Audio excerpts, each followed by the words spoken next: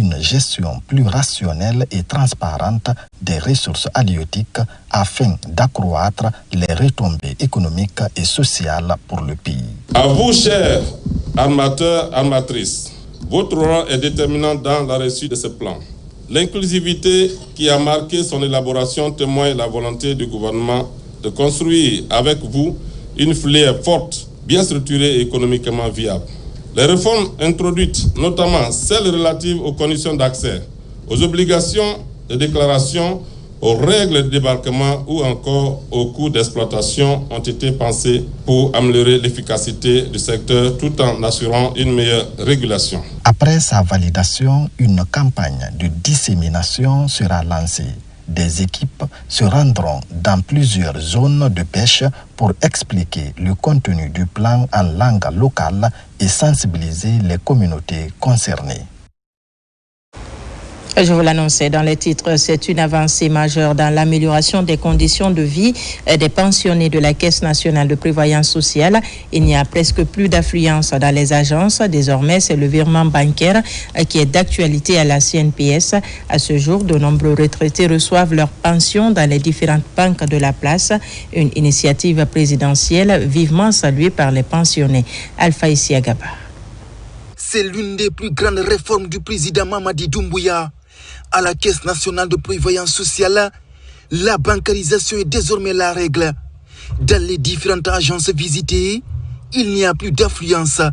De nombreux retraités reçoivent leur pension par virement bancaire. Nous avons pu convaincre la majorité des pensionnés pour les faire envoyer au virement dans les différentes banques. Et de fait qu'on a pu convaincre les autres pour qu'ils puissent aller au virement.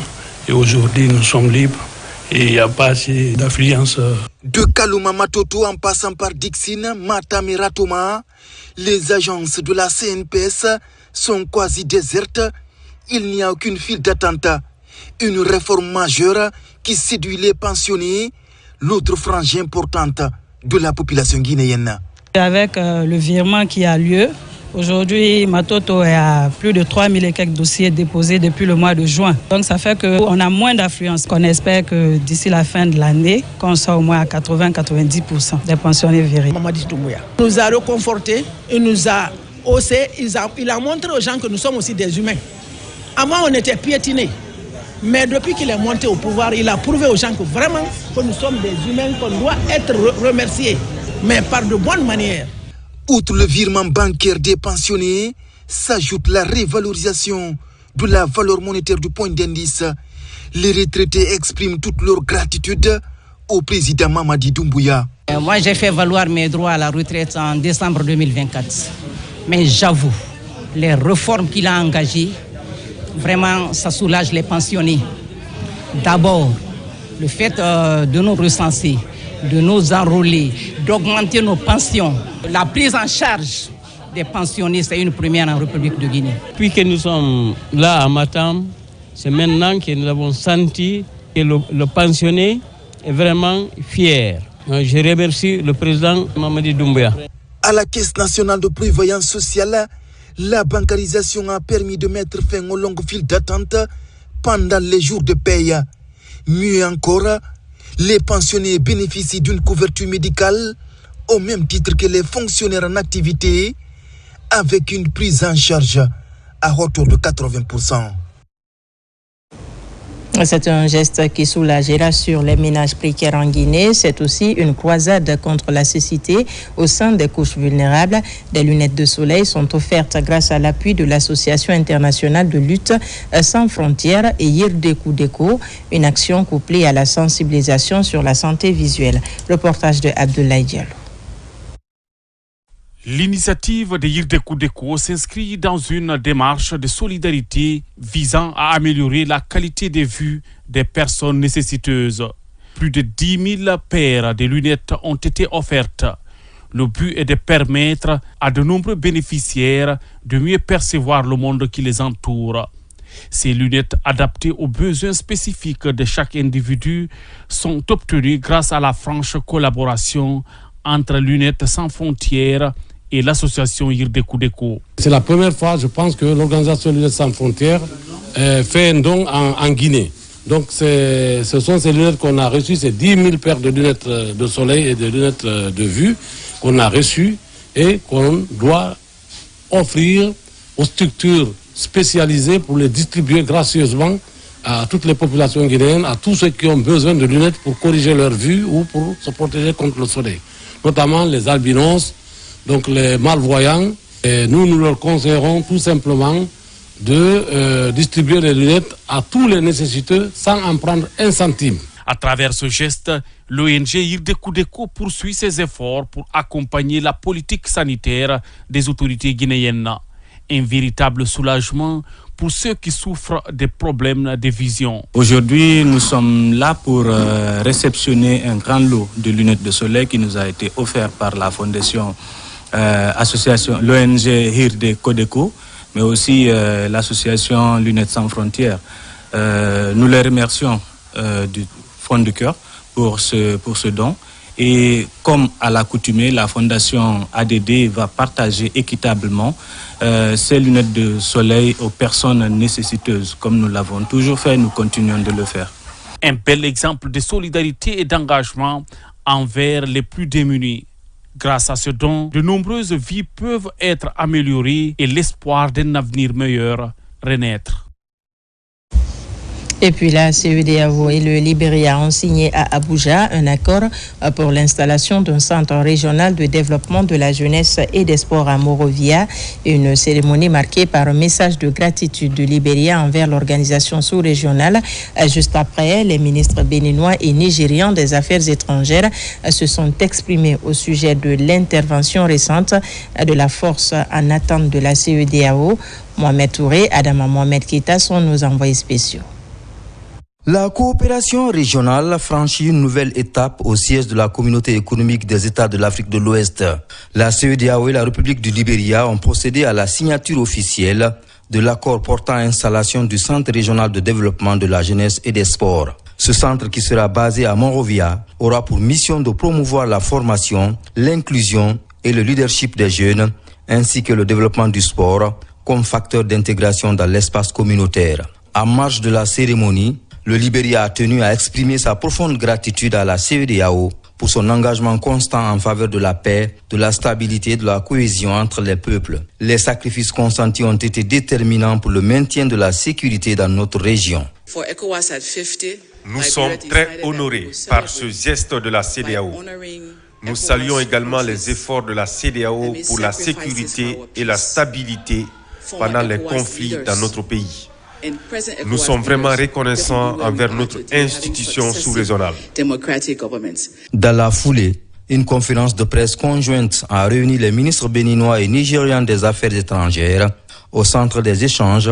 L'intervention récente de la force en attente de la CEDEAO au Bénin, déployée dans le cadre d'un exercice de sécurité régionale. Entre intégration, jeunesse, sécurité et solidarité, la CEDEAO réaffirme une fois encore sa volonté d'agir pour une région stable et prospère au service de ses populations. Emploi avec le lancement des travaux de construction du siège de l'AGIP. Une fois achevé à Matam, ce bâtiment offrira un meilleur cadre d'accueil et d'encadrement des jeunes entrepreneurs en quête d'emploi. Également, il servira d'espace pour délivrer les permis de travail. Tierno Ousmane Diallo. L'Agence guinéenne pour l'emploi et l'entrepreneuriat AGIP va bientôt se doter d'un siège digne de ce nom. Le bâtiment R+2, dont les travaux sont déjà en cours, va également abriter TDSS, partenaires techniques engagés dans la délivrance des permis de travail. Cette construction, prévue dans les engagements contractuels du projet en BOT, de digitalisation des permis de travail des étrangers, est l'une des obligations majeures du délégataire. Elle vise à doter l'AGIP d'un siège moderne, fonctionnel et durable. C'est un chantier de R+2 qui a été débuté le 15 août 2025 avec un délai contractuel de 8 mois. Mais nous comptons rendre le chantier, si Dieu le voudra bien, avant le délai contractuel. Situé dans la commune de Matam, le futur siège de l'AGIP fait partie des éléments de mise en œuvre de la politique nationale de l'emploi. Ce siège offrira un espace d'accueil structuré, des salles d'orientation professionnelle, des guichets intégrés, des outils digitaux et un parcours dédié à l'entrepreneuriat.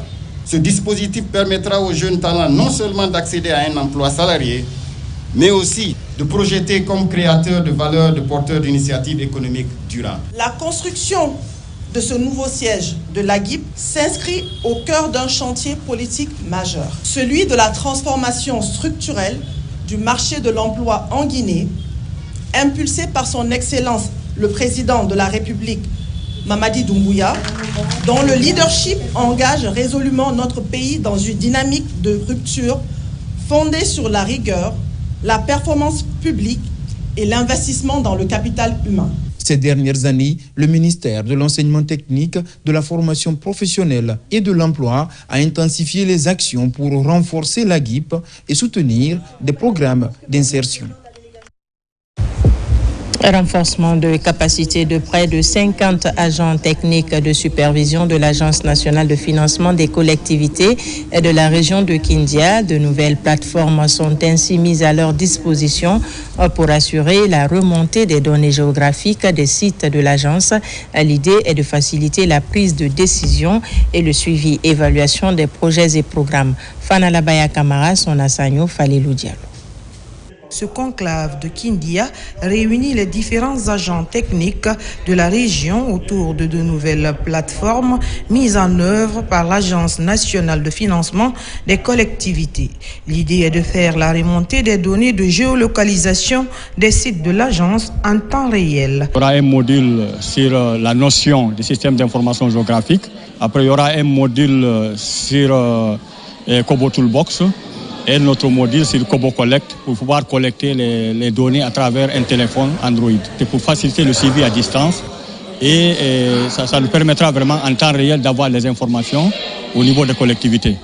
Une fois que les données sont renseignées, et on doit prendre les coordonnées géographiques et les coordonnées géographiques, à travers les coordonnées géographiques, on va afficher ça au niveau d'une carte thématique pour pouvoir prendre des décisions. C'est un outil vraiment, la prise de décision. Il s'agit de faciliter la prise de décision et de suivre à distance les différents projets et programmes initiés par l'ANAFIC dans la région. L'exercice bénéficie du soutien de la Banque mondiale. Leur rôle sera un rôle vraiment d'appui auprès des collectivités pour leur permettre de ressentir à date, depuis la création de l'ANAFIC en 2019, les réalisations exécutées sous financement de l'ANAFIC, à les insérer dans la base de données pour faire la capitalisation des acquis de l'ANAFIC au niveau national. Désormais, la prise de décision au sein de cette agence s'appuiera sur les données géographiques répertoriées à travers des outils numériques.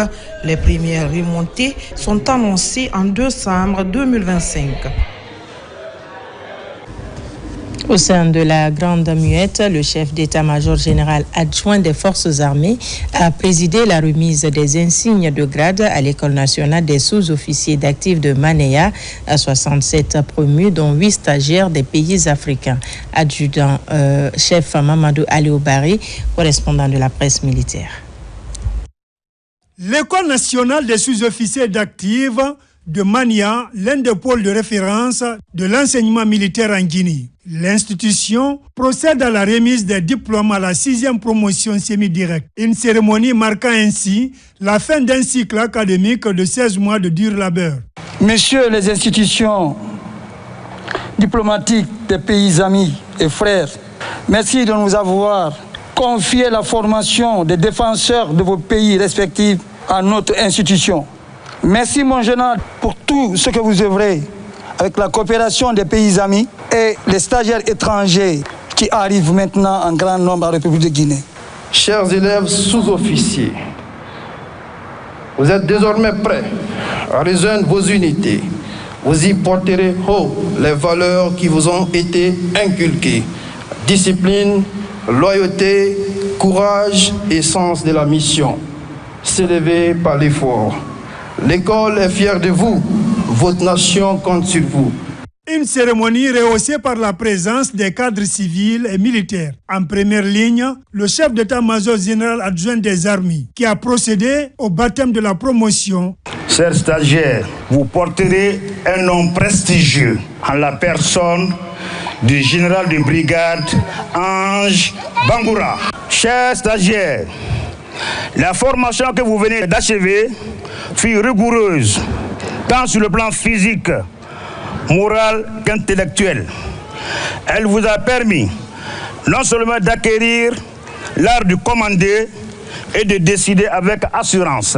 Fort d'un effectif de 67 sous-officiers, dont 7 personnels féminins. Cette promotion compte 8 nationalités originaires du Congo, du Niger, du Burkina Faso, du Mali, du Cameroun, du Togo, du Bénin et du Gabon. Je remercie vraiment les encadreurs d'ici. La Guinée devient déjà pour moi un deuxième pays. Et puis je serai ravi de revenir un autre jour. Fidèle à sa vocation, s'élever par l'effort, l'École nationale des sous-officiers d'active, l'INSOA, s'est forgée au fil des ans une solide réputation sur le plan national et régional. Depuis sa mise en place, elle suscite l'admiration de plusieurs pays africains. Du matériel roulant pour les enseignants de certaines concessions scolaires de Kindia, mais surtout une prise en charge des salaires mensuels pour ceux du district de Dantoumaya. C'est un geste de Mohamed Kamara qui entend ainsi accompagner les acteurs du système éducatif. Le point avec Yassila. Dans ce petit village reculé de Dantoumaya, dans la sous-préfecture de Samaya, est né il y a plus d'une 60aine d'années Mohamed Kamara, aujourd'hui opérateur économique. Il vient d'offrir aux enseignants de cette sous-préfecture plus d'une 60aine de motos pour leur mobilité, mais aussi accompagné de plusieurs autres articles. M. Kamara Dantoumaya a eu l'amabilité d'équiper les enseignants de Dantoumaya en matériel roulant afin de les permettre de venir à l'école, pouvoir donner les cours dans les conditions les plus normales. Il ne s'est pas limité là, il a recruté 42 enseignants qu'il paye à ses propres frais. 109 enseignants à qui il offre des pensions alimentaires, c'est-à-dire une prise en charge alimentaire. Pour le donateur, ce geste est un acte de civisme qui découle d'un constat. C'est un constat que j'ai commencé à réaliser depuis longtemps. Je passe dans les classes, je regarde le niveau, tout ça là, la vétusté, tout ça. Bon, j'ai dit avec mes petits moyens, je vais essayer de faire quelque chose pour ma contrée. Une grande satisfaction parce que ça va nous permettre de mieux servir aussi dans notre service.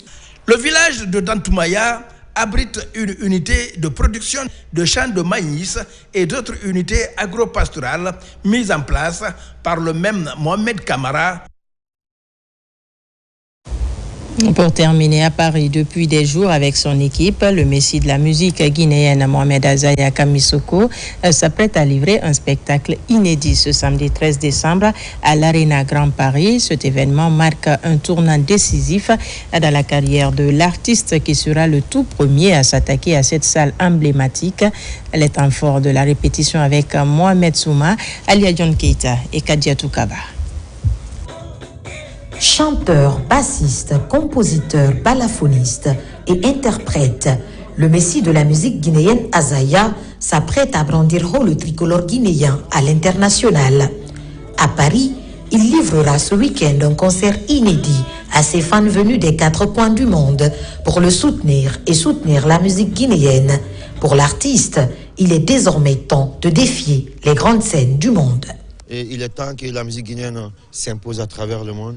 Il est temps que la musique guinéenne s'affirme sur la scène internationale et c'est ce que nous avons mis en place. Aujourd'hui, je ne suis pas seul sur cette scène.